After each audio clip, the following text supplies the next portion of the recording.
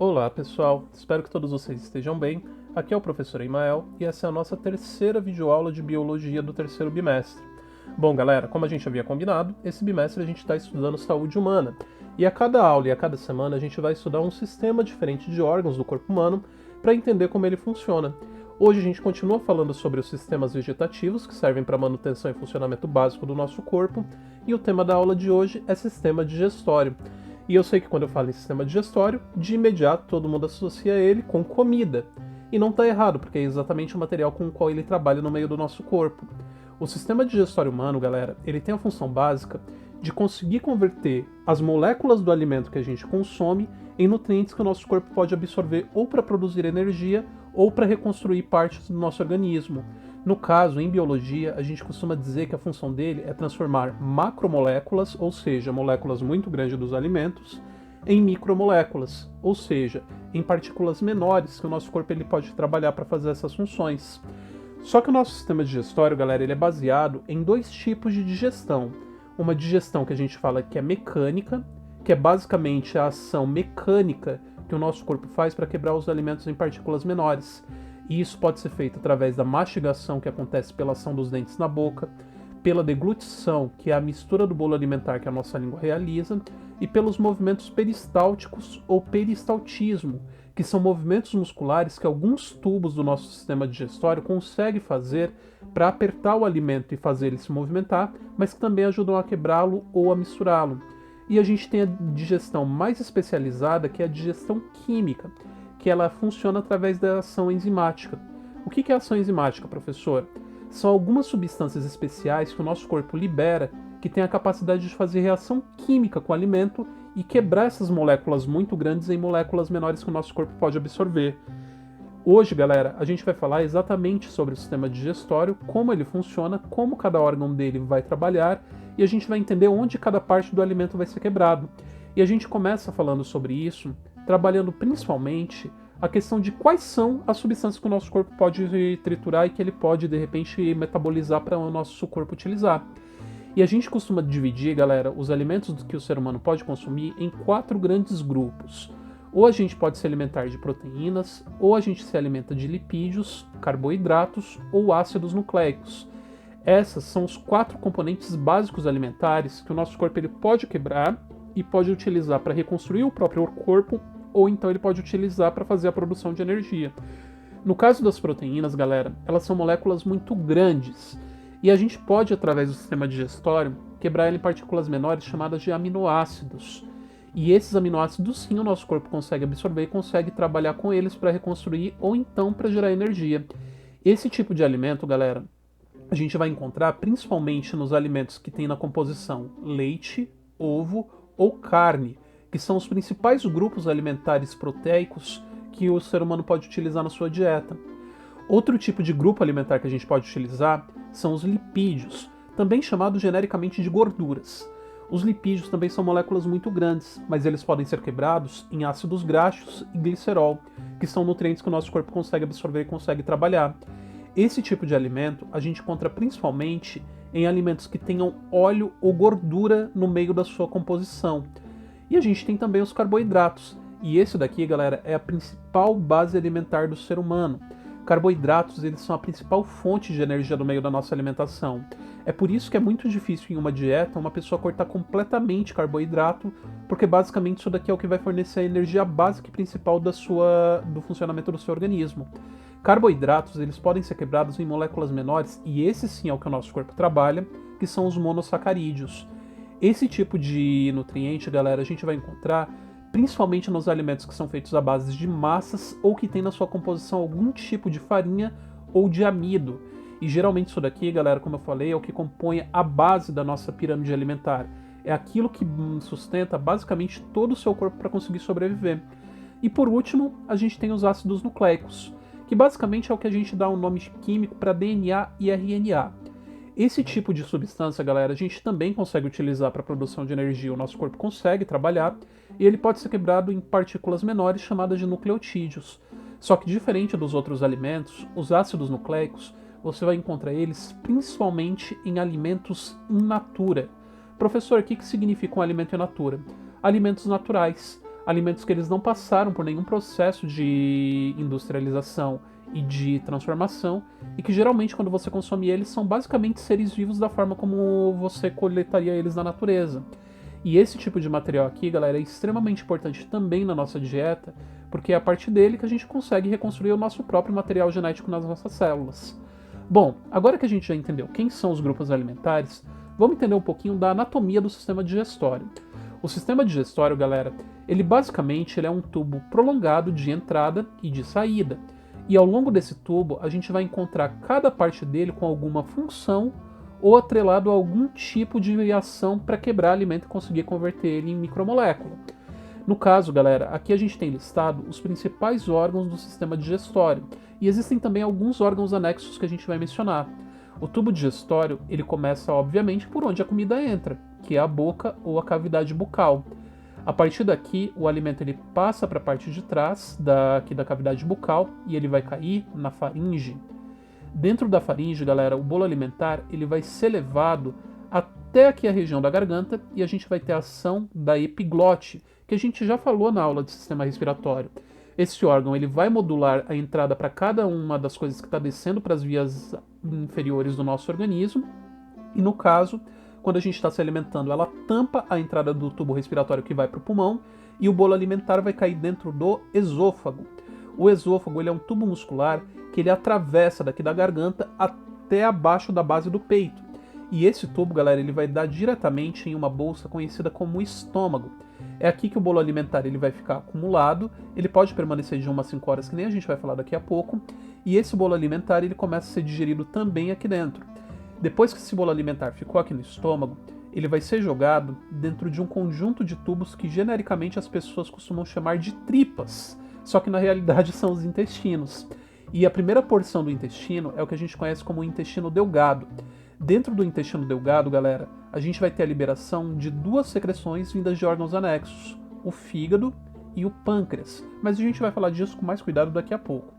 Depois que esse bolo alimentar passar pelo intestino delgado, ele vai cair no meio do intestino grosso, que é uma parte do intestino que ele faz um arco através aqui da nossa barriga e do nosso abdômen, e é aqui onde a gente vai ter a formação básica do bolo fecal. Por último, a gente tem o reto, que é um canal que tem esse nome exatamente pela posição dele de ser uma posição completamente reta, e no final a gente vai ter aqui o segmento do ânus, que é a parte onde a gente vai ter aqui um esfíncter muscular que permite a eliminação dos dejetos que o nosso corpo não precisa mais. Bom, isso daqui, galera, é a anatomia básica do nosso sistema digestório. Só que, obviamente, todos os órgãos têm uma função e todos eles funcionam de uma determinada forma. Por isso que agora, galera, a gente vai entender como que acontece o caminho do alimento no meio do tubo digestório e como cada órgão vai atuar. E para a gente ter um pouquinho mais de ideia de como acontece esse caminho do alimento, a gente vai utilizar um exemplo de um alimento que tenha pelo menos os 4 grupos alimentares, como por exemplo, o hambúrguer. No hambúrguer, galera, sem a gente perceber, quando a gente come ele, a gente está ingerindo basicamente aqueles 4 grupos de substâncias que o nosso corpo consegue metabolizar e trabalhar. A gente tem a proteína presente no meio da carne, a gente tem aqui uma substância derivada de farinha que compõe aqui o nosso carboidrato, que vai ser o pão. A gente tem também a salada feita com alface e com tomate, que representam os alimentos in natura com ácidos nucleicos. E a gente tem gordura, no formato do queijo e no formato do bacon. Ou seja, os 4 grupos alimentares estão representados aqui no meio desse alimento. Só que agora a gente vai entender como que esse alimento se comporta dentro do nosso tubo digestório.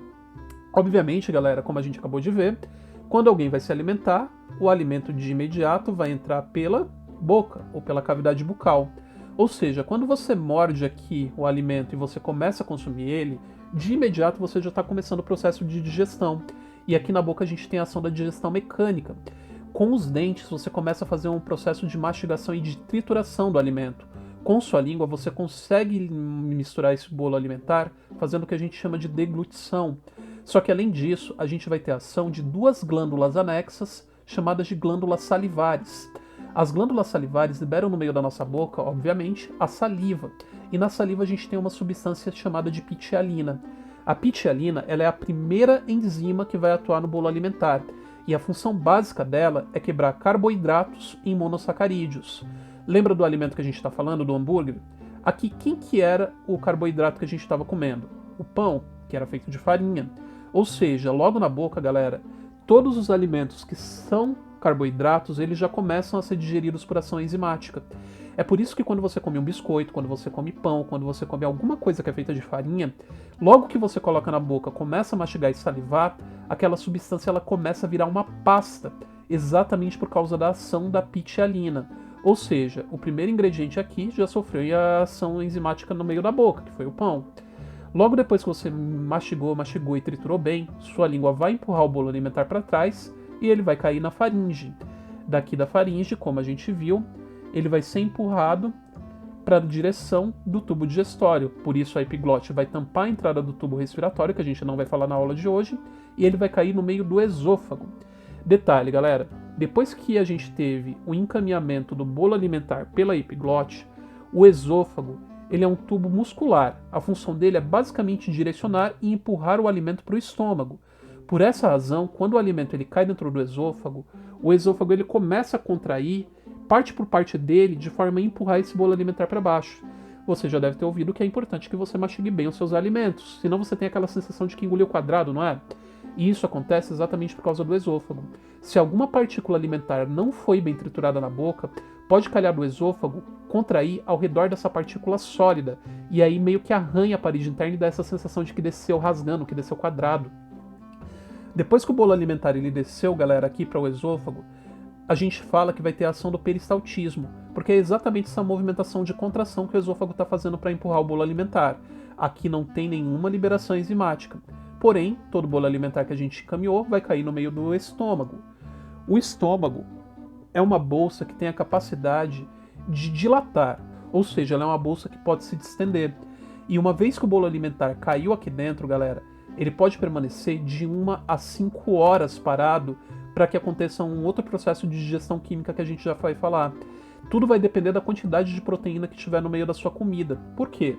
A parede do estômago, galera, ela libera duas substâncias. Uma substância chamada de HCl, ou ácido clorídrico, e uma enzima chamada de pepsina, que só tem função em ambientes ácidos.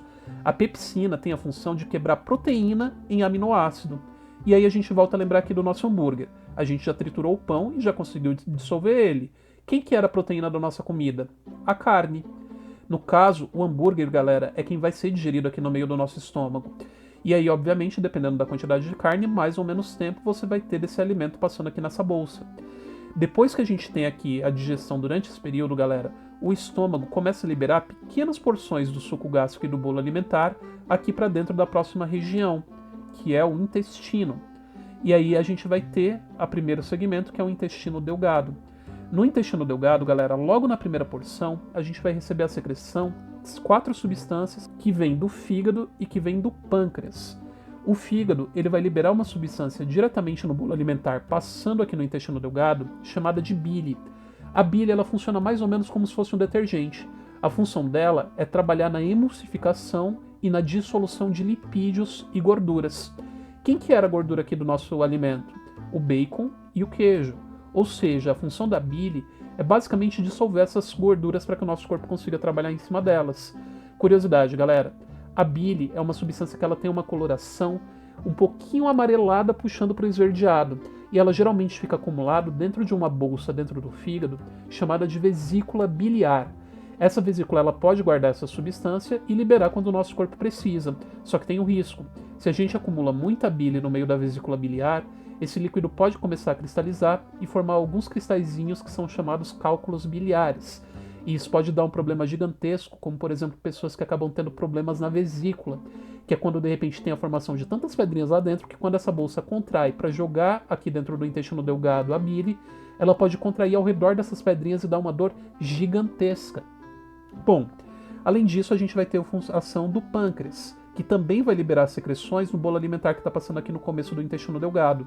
O pâncreas ele libera 3 tipos de enzimas. A primeira delas é a lipase, que é uma enzima que também tem a capacidade de quebrar as gorduras que já foram dissolvidas pela bile, e aí no caso a gente transforma ela em ácidos graxos. Aqui, como a gente falou, era o bacon e era o queijo. Além disso, o pâncreas ele também libera nucleases, que são alguns tipos de enzimas que têm a capacidade de quebrar alimentos com ácidos nucleicos, e aí no caso, os alimentos in natura, como era o caso do tomate e do alface. E por último, a gente tem a liberação da tripsina, que é uma enzima que também atua para quebrar proteína que não tenha sido digerida no estômago. E nesse caso, se passou algum pedaço de carne lá do estômago que não foi digerido, ele vai ser quebrado e transformado em aminoácidos.